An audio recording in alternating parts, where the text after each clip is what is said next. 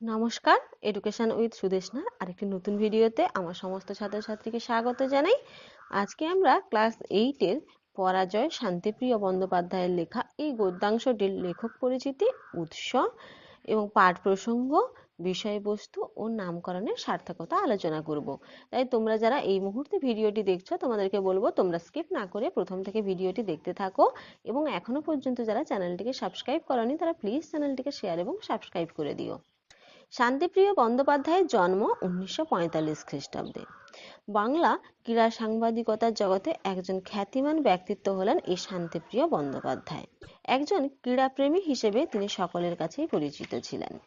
তার লেখা প্রথম উপন্যাস হলো ফেরারি। ছোটদের পত্রিকা শুকতারায় সম্পাদনার বিভাগে তিনি কাজ করতেন।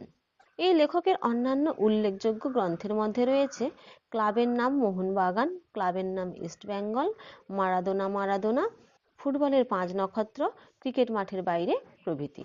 2015 খ্রিস্টাব্দে এই বিখ্যাত ক্রীড়া সম্পাদক ক্যান্সারে আক্রান্ত হয়ে প্রয়াত হন। এবার আমরা তোমাদের পাঠ্য পরাজয় এর উৎস সম্বন্ধে জানব। আলোচ্য পাঠ্য পরাজয় গল্পটি সিদ্ধার্থ ঘোষ সম্পাদিত খেলা আর খেলা শীর্ষক সংকলন গ্রন্থ থেকে নেওয়া হয়েছে। এবার গল্পে ঢোকার আগে পাঠের প্রসঙ্গ সম্বন্ধে একটু জেনে নিই। সমাজে বেঁচে থাকার জন্য আমাদের প্রয়োজন কোনো একটা পেশার, কিন্তু পাশাপাশি মনোগত দিক থেকে সুস্থ থাকার জন্য প্রয়োজন নেশারও।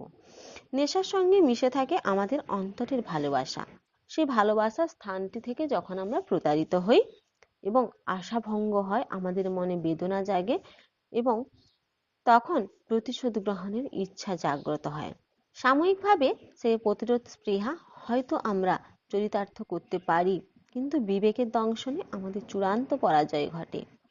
এই উপলব্ধির জন্যই পরাজয় নামটি গদ্যাংশের অবতারণা।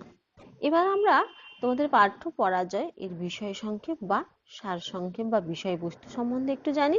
রঞ্জন সরকার একটি বড় দলের একজন বিখ্যাত ফুটবল খেলোয়াড়। 15 বছর ধরে সে ক্লাবের জন্য মাঠে ঘাম ঝরিয়েছে। নববর্ষের বার পুজোয় সেই ক্লাবই তাকে আমন্ত্রণ না জানিয়ে চরমভাবে অবহেলা করে। প্রতি বছর এমন দিনে উপস্থিত থাকার জন্য কত অনুরোধ আসে, ক্লাবের গাড়ি এসে তাকে নিয়ে যায়। আর এবছর তার প্রতি চরম উদাসীন ক্লাব। যেন মেনেই নিতে পারে না রঞ্জন ক্লাবের কর্মকর্তাদের এমন আচরণ। গত বছর থেকেই সে বুঝতে পারছিল যে তার প্রতি ক্লাবের উন্মাদনা অনেকাংশে হ্রাস পেয়েছে।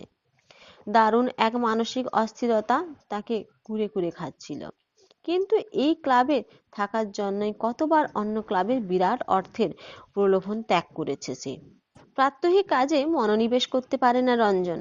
মাঠে যাওয়ার জন্য কেউ অন্তত একটা ফোনও করলো না তাকে, ভাবতেই পারে না সে।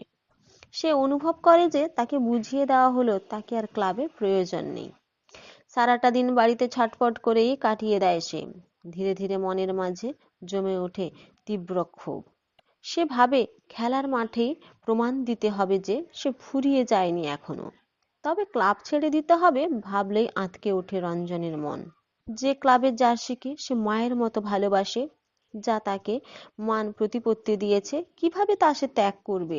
ছটফট করতে থাকে রঞ্জন। দিনের পর দিন অফিসে গিয়ে নানা মানুষের নানা প্রশ্নের সামনে পড়তে হয় তাকে। অফিস থেকে বেরিয়ে প্রকৃতির নির্জনতায় একটু শান্তি খুঁজতে চায় তার মন। সে গঙ্গার ঘাটে ছুটে আসে। পাখির ডাক, গঙ্গার ঢেউ এবং কোকিলের সুরে ক্ষণিকের জন্য শান্ত হয় তার মন। তবে ক্লাবের কথা মনে পড়লেই বুকের মধ্যে যন্ত্রণাটা অনুভব করে সে বহু কষ্টে। সে স্থির করে অন্য ক্লাবে যোগ দেবে, অপমানের সে জবাব দেবে। দুদিন অপেক্ষা করে রঞ্জন তৃতীয় দিন রাতে ফোন করে অন্য বড় দলের কর্মকর্তাদের কাছে। তারা সুযোগের সদ্ব্যবহার করে রঞ্জনকে দলবদলের প্রথম দিনেই নিজেদের দলে স্বাক্ষর করিয়ে নেয়। তবে রঞ্জন স্পষ্টভাবে জানান যে অর্থের জন্য নয়, উপযুক্ত সম্মানটুকুই সে আশা করে। শত প্রলোভনেও সে কখনো দল বদলানোর কথা ভাবেনি। সেই রঞ্জন সরকার এক গ্লাস অপমান মাথায় নিয়ে সরে এলো তার ভালোবাসার ক্লাবটি। রঞ্জন সরকারের দল ছাড়ার ঘটনাকে কেন্দ্র করে খবরের কাগজে শুরু হয়ে গেল নানা গবেষণা। রঞ্জনকে ফিরিয়ে আনার দাবিতে পুরনো ক্লাবের সমর্থকরা বিক্ষোভ দেখালেন ক্লাব তাঁবুতে। এবার টনক নড়ল ক্লাব কর্তাদের। তারা ছোটাছুটি শুরু করলেন, কিন্তু তখন অনেক দেরি হয়ে গিয়েছে। সকলে তখন হন্যে হয়ে খুঁজছে তাকে। তখন রঞ্জন বসে আছে সিকিমের মাউন্ট পান্ডিম হোটেলের ঘরে। শুরু হলো নতুন মরশুম। শুরু থেকেই নতুন ক্লাবের হয়ে দুরন্ত খেলতে লাগলো রঞ্জন।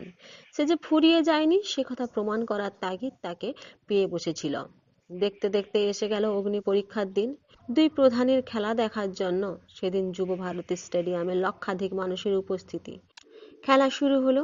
দেখা গেল রঞ্জনকে সামলাতে হিমশিম খাচ্ছে তার পুরনো ক্লাবের ডিফেন্ডাররা, কিন্তু সহ খেলোয়াড়দের কাছ থেকে যথেষ্ট সহযোগিতা পাচ্ছে না রঞ্জন। দ্বিতীয়ার্ধে খেলার চেহারা সম্পূর্ণ বদলে গেল। রঞ্জনের পুরনো দল রক্ষণাত্মক মনোভাব ছেড়ে আক্রমণে ঝাঁপিয়ে পড়ল, কিন্তু তাতে সুবিধা হলো রঞ্জনের, কারণ সে অনেকটা ফাঁকা স্থান পেল নিজের মতো খেলার জন্য।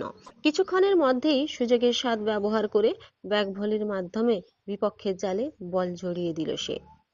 রঞ্জন প্রমাণ করল যে সে ফুরিয়ে যায়নি।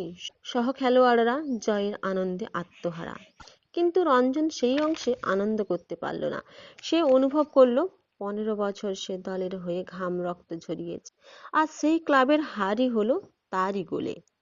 অপমানের জবাব হয়তো দেওয়া গেল, কিন্তু মনের দিক থেকে তো তার পরাজয়ই হলো। অন্য কেউ একথা জানবে না, কিন্তু নিজের হৃদয়কে তো ফাঁকি দেওয়া যায় না। তাই পুরনো ক্লাবকে পরাজিত করে রঞ্জন সরকার নিজেই পরাজিত হলো। এবার আমরা তোমাদের এই পাঠ্যের নামকরণ সম্বন্ধে একটু জানবো। সাহিত্যের এক গুরুত্বপূর্ণ অঙ্গ হলো নামকরণ। নামকরণের মাধ্যমেই রচনার বিষয়বস্তু সম্পর্কে অগাধ ধারণা তৈরি হয় পাঠকের মনে। নামকরণ বিভিন্ন প্রকারের হতে পারে, যেমন বিষয়ধর্মী, ব্যঞ্জনাধর্মী এবং চরিত্রধর্মী। এবার দেখা যাক শান্তিলতা বন্দ্যোপাধ্যায়ের পরাজয় গল্পটি। আলোচ্য গল্পটিতে রঞ্জন সরকার নামক একজন ফুটবলার ছিলেন। খেলোয়াড় জীবনের অন্তিম লগ্নে ঘটে যাওয়া মানসিক সংঘাতের পরিচয় পাই আমরা। দীর্ঘ 15 বছর ধরে রঞ্জন যে ক্লাবের সুখে দুঃখে নিবিড়ভাবে যুক্ত রেখেছে নিজেকে, সেই ক্লাবের কর্মকর্তাদের কাছ থেকেই চরমভাবে অপমানিত হয়েছে সে। নববর্ষের বারপুজোর দিনে ক্লাবের পক্ষ থেকে তাকে একবারের জন্য আমন্ত্রণ জানানোর প্রয়োজন বোধ করেনি কেউ। গত বছর থেকেই তার প্রতি ক্লাবের যে উদাসীন ব্যবহার শুরু হয়েছিল সেটা অনুভব করেছিল রঞ্জন। তবে সে ভাবতে পারেনি যে এমনভাবে তাকে অবহেলা অপমান করবে ক্লাব কর্তৃপক্ষ। মানসিক যন্ত্রণায় ছটফট করতে করতে সে একসময় যোগ দেয় অন্য ক্লাবে, কারণ সে যে ফুরিয়ে যায়নি, এখনো যে তার দক্ষতা বর্তমান সেটা প্রমাণ করে দেবে সে। এভাবে পরাজয় কিছুতেই মেনে নেওয়া যাবে না। রঞ্জনের দলবদলের খবরটা প্রচারিত হওয়ার পরেই ক্লাবের টনক নড়ে। তারা চেষ্টা করে তাকে ফিরিয়ে আনতে, কিন্তু ব্যর্থ হয়। তারপর মরশুম শুরু হয়। এক সময় চলে আসে সেই শুভক্ষণ। পুরনো দলের মুখোমুখি হয় রঞ্জনের দল।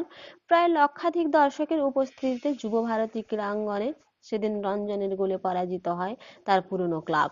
রঞ্জন যথাসাধ্য জবাব দিতে পেরেছিল সেই অপমানের, অবহেলার। সে বিজয়ী। সাজঘরে পৌঁছে বিশ্রাম নিতে নিতে এক অদ্ভুত বিষণ্ণতা রঞ্জনের মনকে আচ্ছন্ন করলো। সবাই আনন্দ করছে, কিন্তু সে তো আনন্দে যোগ দিতে পারছে না। সে অনুভব করলো যে ক্লাব ছিল তার কাছে তার মায়ের মতো, যে ক্লাবের জন্য আজ তার নাম খ্যাতি, সে ক্লাব আজ পরাজিত হলো তারই গোলে। বুকের মাঝে চরম অস্বস্তি অনুভব করলো সে। অপমানের জবাব দিতে গিয়ে সে তো তার ভালোবাসার ক্লাবকেই পরাজিত করেছে। এই পরাজয় সে হৃদয় থেকে মেনে নিতে পারল না। এটা তো তার নিজেরও পরাজয়, এতে আনন্দ নেই, এতে গভীর বেদনা বোধ। এভাবেই বলা যায় গল্পের নামকরণ পরাজয় ব্যঞ্জনাবাহী এবং সার্থক হয়ে উঠেছে। আজকে এই পর্যন্ত। যদি তোমাদের ভালো লাগে তাহলে প্লিজ চ্যানেলটিকে শেয়ার এবং সাবস্ক্রাইব করে দিও।